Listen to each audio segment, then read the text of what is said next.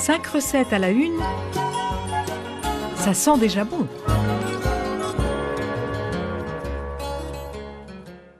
Bonjour, aujourd'hui je vous présente une entrée veloutée et délicieuse à base de champignons. Idéale par exemple pour revigorer des champignons de Paris un peu oubliés et abandonnés au fond du bac à légumes. Et pas besoin de four. Il vous faut une cocotte de type Le Creusot et un bras mixeur ou un blender. Vous pourrez la servir en entrée ou en plat principal avec une omelette ou encore un petit bol de quinoa et quelques petites courgettes ou oignons grillés pour rester complètement végétal. Voici les ingrédients.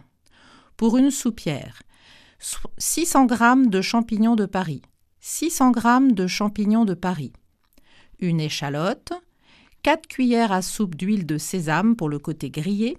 Sinon, c'est très bon aussi avec de l'huile de tournesol et une cuillerée à soupe de beurre de cacahuète. Préférez-les un peu crunchy. 4 cuillerées à soupe ou 150 g de miso blanc qui s'achète à Nantes à l'épicerie Madame Ruscribe ou dans les épiceries asiatiques. Un demi-bouquet de persil plat et 1 litre d'eau. Voici le déroulé de la recette. Vous allez brosser les champignons et les couper en 4. Éplucher et ciseler l'échalote finement. Dans une cocotte, versez l'huile de sésame ou autre huile choisie. Y faire revenir l'échalote et les champignons une dizaine de minutes à découvert jusqu'à ce qu'ils aient bien dégorgé. Ajoutez ensuite le miso et l'eau. Attention, il n'est pas nécessaire de saler, car la présence du miso le fait à votre place. Mais on peut donner 2 tours de moulin à poivre aux 5 baies dans l'idéal.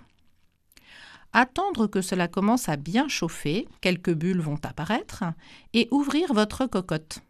Baissez ensuite bien le feu et laissez encore cuire à peu près 15-20 minutes en remuant de temps en temps pour éviter que cela n'attache. Enfin, mixez au blender jusqu'à obtenir la consistance d'un velouté. Rajoutez le persil coupé très finement, mélangez, ou pas, ou bien parsemé de petites graines si vous le souhaitez, et puis servir aussitôt dans la cocotte familiale que vous apporterez à table en toute simplicité ou en versant pour chaque personne dans des mini-cocottes individuelles. Bonne dégustation à tous! C'était 5 recettes à la une, à réécouter sur radiofidélité.com.